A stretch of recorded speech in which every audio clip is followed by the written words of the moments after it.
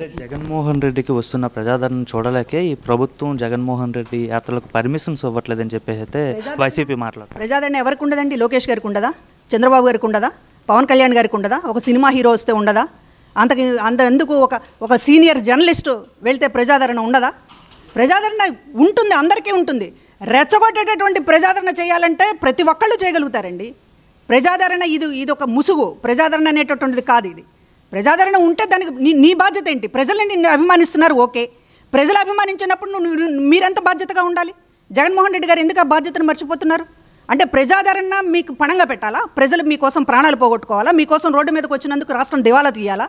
ఈ రాష్ట్రం మీకోసం ప్రజలు వచ్చినందుకు రాష్ట్రం మొత్తం కూడా శాంతి భద్రతల్లో అదుపు తప్పాలా? ఏంటిది? అంటే కమ్మవారు వైసీపీలో ఉంటే చంద్రబాబు నాయుడు చూడలేకపోతున్నాడు, కమ్మవారు అయితే చంద్రబాబు గూడుగం చేయాలని చెప్పేసి ఆయన మాట్లాడుతున్నాడు. అక్రమ కేసులు పెట్టి కమ్మవారైన వల్లభనేని వంశీని కావచ్చు, కొడాల నానిని కావచ్చు, తలసిల రఘురాం ఇట్లా చాలామంది కమ్మవారి పైన, దేవినేని అవినాష్ పైన ఇట్లా తప్పుడు కేసులు పెడుతున్నారని చెప్పేసి ఆయన మాట్లాడుతున్నారు.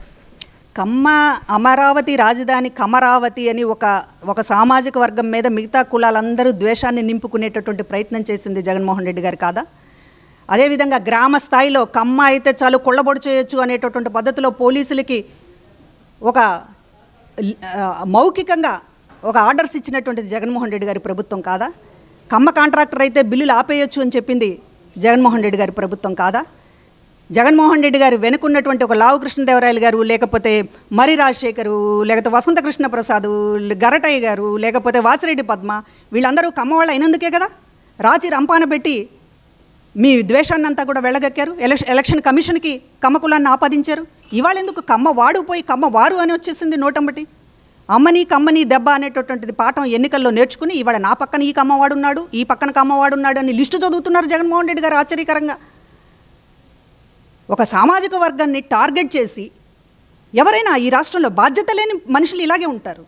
బాధ్యత ఉంటే ఆ రోజున ఈ రాష్ట్రాన్ని మొత్తం కూడా అన్ని విషయాలలో కూడా కులాలుగా కుంపట్లు రాజేసి ఈరోజు ఎవరున్నారు?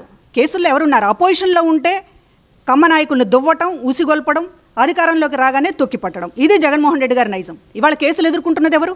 బూతులు తిట్టి ఒక రాజకీయంగా వీళ్ళు పనికిరానటువంటి సరుకు అనేటటువంటి బ్రాండింగ్ తెచ్చుకున్నది ఎవరు? కమ్మ సామాజిక వర్గానికి సంబంధించినటువంటి వాళ్ళే కదా. ఆఫీసుల మీద దాడి చేసినటువంటిది వీళ్ళే కదా. మరి మీ సామాజిక వర్గానికి సంబంధించినటువంటి వాళ్ళందరూ లిక్కర్ దాంట్లో ముడుపుల్లో ఉంటారు, తీసుకుంటారు. మైనింగ్ లేకపోతే ఇంకా ఇతర అక్రమాలన్నింటిలో వాళ్ళ భాగస్వామ్యం ఉంటుంది. తిట్ల దండకం, దాడులు, కేసులు, వీటిల్లో కమ్మ సామాజిక వర్గం వాళ్ళ అవసరం మీకు ఉంటుంది. ఇంత ద్వంద్వనీతి, ఇంత కులాల వారీగా సమాజాన్ని చీల్చడం ఎవరి వల్ల కాదు, అది జగన్మోహన్ రెడ్డి గారికి మాత్రమే సాధ్యం. ఒక మహిళగా చెప్పండి, రీసెంట్గా సజ్జల రామకృష్ణారెడ్డి అమరావతి మహిళల రైతులను ఉద్దేశించి ఏదైతే మాట్లాడారో పిశాచులు అని చెప్పేసి, ఈ విధంగా మాట్లాడిన ఏ విధంగా చూస్తాం? ఖచ్చితంగా ఇది ఈ రాష్ట్ర ప్రజలు చాలా సంయమనంతో ఉన్నారు కాబట్టి సరిపోయింది. లేకపోతే సజ్జలు మాట్లాడినటువంటి మాటలకు కానీ, లేకపోతే ఇంకొకళ్ళు మాట్లాడినటువంటి మాటలకు కానీ కేవలం నిరసన మాత్రమే తెలియచేస్తున్నారు.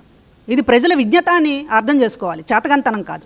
మరోవైపు శర్మిల గారు మాట్లాడుతూ ఏదైతే తెలంగాణలో ఫోన్ ట్యాపింగ్ విధానం జరుగుతుందో దానికి సంబంధించి మాట్లాడుతూ జగన్మోహన్ రెడ్డి, కేసీఆర్ కలిపి నా ఫోన్ ట్యాప్ చేశారని చెప్పి అయితే ఆమె మాట్లాడుతుంది. సొంత చెల్లి ఫోన్ ట్యాప్ చేయడం పట్ల ఏ విధంగా? రాజకీయం కోసం ఉచ్యం నీచం మరవటం అనేటటువంటిది ఇది ఒక పరాకాష్ట.